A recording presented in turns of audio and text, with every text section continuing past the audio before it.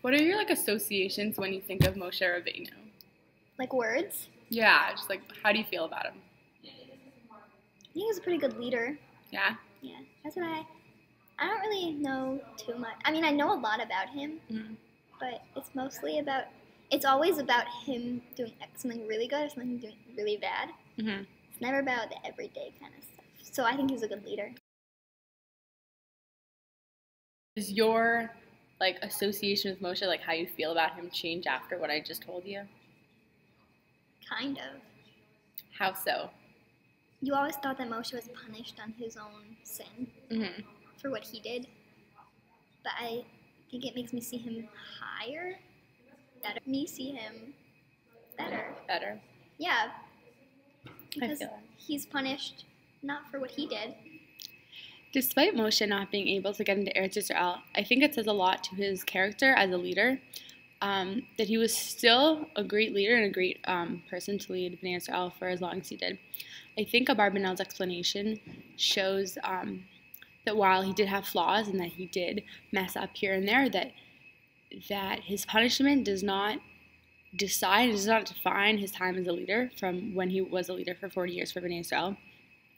Even more so, I think it shows that as a leader, you take responsibility for what happens to your people. And during the sin of Perek, Moshe was the leader at the time, and he was the one who was in charge of everyone. And a lot of events that were terrible transpired, but it was under his leadership. And because of the Perek, and they weren't able to go into Eretz Yisrael, it's only fitting that the person who was leading them, Moshe Rabbeinu, also wasn't allowed to go into Eretz Yisrael. And I think it shows a lot to Moshe's character. And to Hashem to say that, hey, it's not fair that the people who you were leading messed up and they're not allowed to go into Eretz Yisrael, so too you shouldn't also. On a broader note on whether I think Moshe is the greatest leader of all time, I think that Moshe did the best in the circumstances that he had. Him being a leader was thrown on him at the burning bush, and I think throughout the 40 years in the desert and before they even left Mitzrayim, that he really did the best with what he had, with what he knew, with what Hashem was telling him, what Aaron was telling him. I think it's very hard to be in his shoes, and I don't think we can judge him in any way and say, oh, he would have done this, oh, he should have done this, he should have listened to Hashem, he should not have listened to Hashem, he should have listened to Bnei Israel, he should have taken them into consideration, he should have realized that they were in the slave mentality and that he did not have the slave mentality. I think it's really important that we understand every aspect to him as a leader and to not judge him in any way and to appreciate everything that he did. I think it shows that Moshe is also human and he's someone that people can relate to. He also was a part of the generation that wasn't allowed to go into Eretz Yisrael. So it's only fair that he as a human being and as a person in Am Yisrael also shares the same, not punishment, but same obligation as someone who was in the slave mentality, who saw what Mitzrayim was like.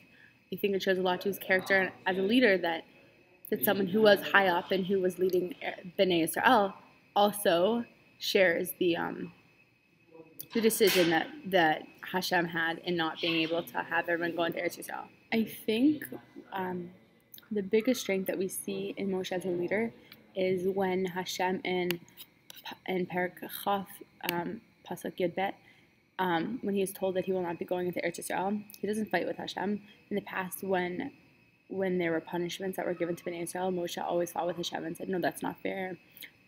Let's bargain on this. But I think it really shows a testament to Moshe's growth as a leader and as a person in Bnei Israel, that sometimes you can't fight with Hashem and that you have to accept the punishment that you're given. And I think it shows that he was able to come to terms with everything that he had learned in the past 40 years and everything that Hashem had taught him, and everything that he learned was to be able to accept responsibility for anything that you had done, and to accept the fact that while he was an amazing leader, he wasn't perfect and that he had mistakes and that he had to own up to them. In Perek Yud Aleph, Moshe shows a lot of humility and a lot of strength as a leader when Yehoshua runs to Moshe after the Na'ar runs to tell him about Eldad and Medad, who are prophesying in the camp.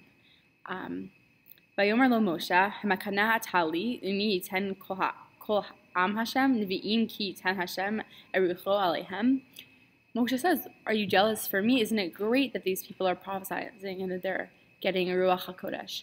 I think it shows a lot to Moshe's humility as a leader, saying that, okay, other people can experience Hashem's Kedusha and can experience Nevuah, and I think it's great, and it's not something that as leaders we should look down upon and punish just because we feel threatened. And I think that this is the point in Moshe's leadership where, and also with Yehoshua, that you can really learn that it's okay that other people are getting Nevuah and can also be close to Hashem. Perek Tet Zayin and Pasuk Tet Zayin and Yud Zayin.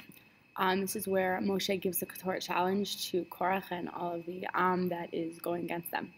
I think this is the one part for me in Bamidbar where I see Moshe fail as a leader, because he knows what the Ketorah challenge is going to bring, and he knows that his nephews Nadav and Avihu died in the Ketorah in a similar situation, and I think it's not the appropriate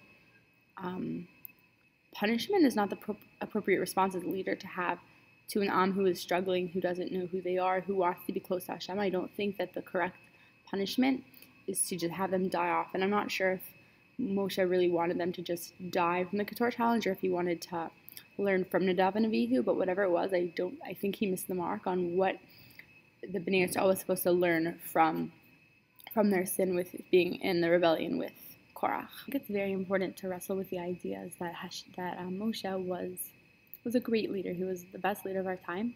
He had strengths, he had weaknesses, but he was human. And I think that's something that the Torah stresses, especially in Bamidbar stresses, that while he had flaws and while he didn't always make the right calls, and sometimes he argued with Hashem too much, or he argued with Bnei Yisrael too much, or he was too authoritative, or he was taking a backseat approach, whatever it was, I think we have to appreciate everything that Moshe did for us in Mitzrayim and in Midbar Sinai and just Midbar in general, and really appreciate that he was a great leader despite his flaws and despite all the trials and tribulations that Bnei Yisrael and Moshe went through.